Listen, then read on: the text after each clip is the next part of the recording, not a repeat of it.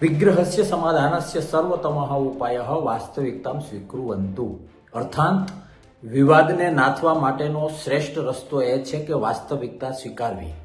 વાત મારે એ કરવી જે કોળી સમાજ અને આહિર સમાજ વચ્ચે ક્યાંક ને ક્યાંક બગદાણાથી જે અશાંતિનો માહોલ ઊભો થયો છે એ બાબતે મારે કહેવું છે કે વાસ્તવિકતા સમજવાની જરૂર છે।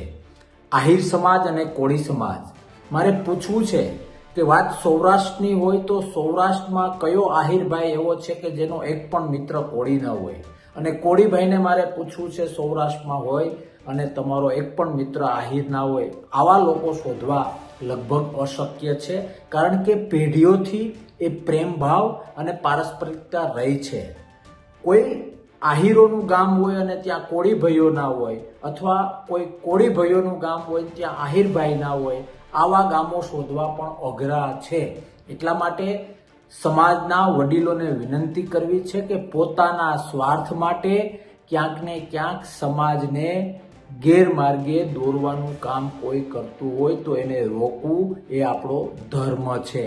આવો પેઢીઓ જૂની આપણી લાગણી, પેઢીઓ જૂનું આપણાપણું એને યાદ કરીએ। અને હા, હું એ વાતમાં સહમત છું કે જે કંઈ ઘટના ઘટી એ દરેક સમાજના નેતા તરીકે જે તે સમાજના નેતાઓએ બંધારણને આગળ કરવું જોઈએ। આમ પણ નેતા એ છે જે સાંધે, નેતા ક્યારેય સમાજના નામે જ્યારે પોતાના સ્વાર્થ માટે કંઈક કામ કરતો હોય તો વાસ્તવલક્ષી રીતે એ નેતાની વ્યાખ્યામાં, પછી એ સામાજિક હોય કે રાજકીય હોય, વાસ્તવિક રીતે એ નેતાની વ્યાખ્યામાં નથી આવતા।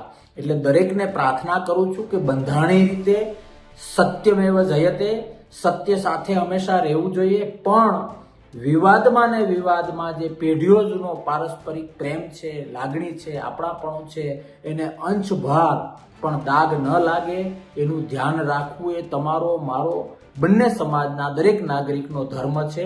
આવો સાથે મળીને એ ધર્મ નિભાવીએ, આપણી પરંપરા, આપણો પ્રેમ, આપણી શાંતિ યથાવત રાખીએ કે જેને કારણે ક્યાંક કોઈને અન્યને આંતરિક રીતે હસવાનો મોકો ન મળી જાય, અને પછી એ રાજકીય હોય, સામાજિક હોય કે આર્થિક હોય, કોઈ અન્યને પોતાનો સ્વાર્થ સિદ્ધ કરવાનો મોકો ના મળી જાય એટલી સમજણ કેળવીએ અને આપણા પ્રેમને સત્યને નજર સમક્ષ રાખીને, બંધારણને નજર સમક્ષ રાખીને, આપણા ભૂતકાળને નજર સમક્ષ રાખીને એ પ્રેમને વધુ મજબૂત બનાવીએ અને ક્યારેય કોઈની દોરવણીથી આપણે વિવાદ ઊભો ન કરીએ। જય હિન્દ, ભારત માતા કી જય, જય દ્વારકાધીશ, જય વીર માતા।